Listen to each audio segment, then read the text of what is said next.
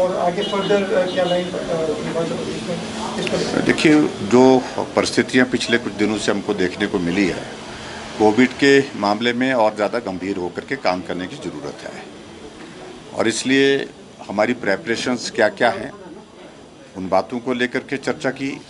और इसके अतिरिक्त डिप्टी कमिश्नर्स और एसपी के साथ जो वहाँ पर जो अरेंजमेंट एट प्रेजेंट उनके वहाँ पर चल रहे हैं, उसमें बेहतर कोऑर्डिनेशन हो, ताकि हम कोविड की सारी सिचुएशन को थोड़ा ठीक तरह से प्रभावी ढंग से हैंडल कर सकें। हालांकि पिछले कुछ दिनों से हम देख रहे हैं कि मामले जितने रिकवर हो रहे हैं उतने ही एक्टिव केसेस नए आ रहे हैं। लगभग 10-15 नंबर का आगे पीछे इस तरह का है पिछले 3-4 दिनों से। लेकिन बात सच है कि 850 से मामले 2700 से पार हुए हैं। तो ऐसे में हमको सावधानी जो बरतने की ज़रूरत है, उन बातों को लेकर के भी चर्चा हुई है। उसमें इंटरस्टेट मूवमेंट का एक जिक्र आया है लेकिन उसमें रिस्ट्रिक्शन जो हमने की है वो तो है, अभी तक उस पर कोई रिलैक्सेशन देने का उसमें मन नहीं है, न स्थिति है। लेकिन फिर भी उसके बावजूद जो हट करके जो बात आई है कि ये जो बाहर से आ रहे लोग, उसके कारण स्प्रेड ज़्यादा फैल रहा है, ऐसा भी नहीं है। बहुत इंटीरियर में, ऐसे रिमोट एरिया में बहुत बड़े नंबर निकले हैं, चंबा डिस्ट्रिक्ट में भी, मंडी डिस्ट्रिक्ट में भी, और इसके अलावा कांगड़ा डिस्ट्रिक्ट में भी, जहाँ ये माना जाता था कि पहले शोर डालते थे कि टूरिस्ट आ रहा है तो टूरिस्ट के कारण आ रहा है, तो ऐसा भी नहीं है उसमें। तो इसलिए हमने कहा कि ज़्यादा फोकस कॉन्टैक्ट ट्रेसिंग पर करो। कॉन्टैक्ट ट्रेसिंग में ठीक तरह से हम पहुंच सके कि ये फैलने का कारण क्या है। 2-3 जगह से जो एग्जाम्पल हमारे सामने आए हैं उसमें मालूम पड़ा है कि जो शादियों का सीज़न पीछे चला उसने कंट्रीब्यूट किया है। लेकिन अभी तो काला महीना शुरू हो गया है, बता रहे हैं कि अब शादियां बंद हो गई है, तो मुझे लगता है कि थोड़ी राहत उससे भी होगी।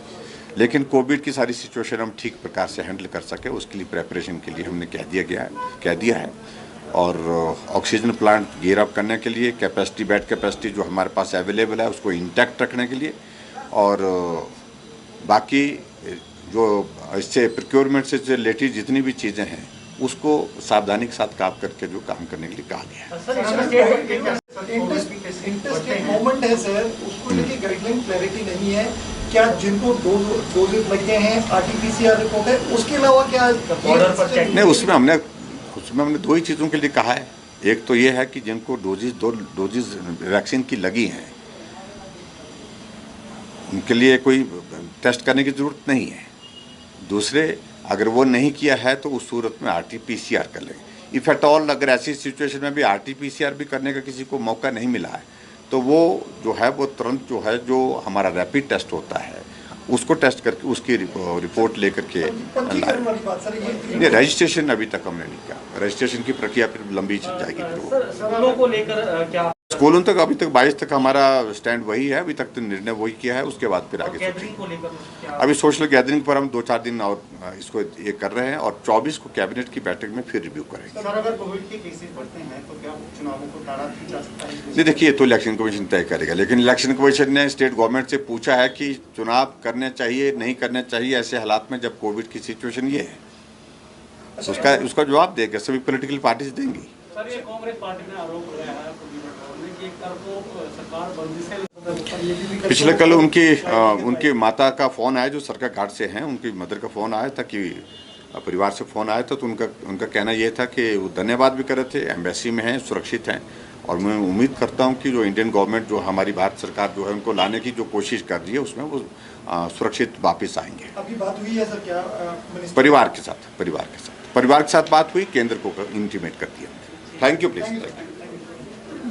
रहे हैं वो खुद क्या कर रहे हैं, हाँ, उनके वो भी करें। हमें तो देखिए, अभी तक जो हम कार्यक्रम कर रहे हैं, हमने यही कहा है कि 50% ऑफ द टोटल कैपेसिटी उस ग्राउंड की उसके हिसाब से करने की हमने कोशिश की है, और किसी को रोकने की बात नहीं है। अभी सोशल गैदरिंग पर रिस्ट्रिक्शन का दौर आएगा, मुझे लगता है कि आने वाले समय में। मंडी के 2 लड़के सरका घाट के अफगानिस्तान वाला मामला है, आपने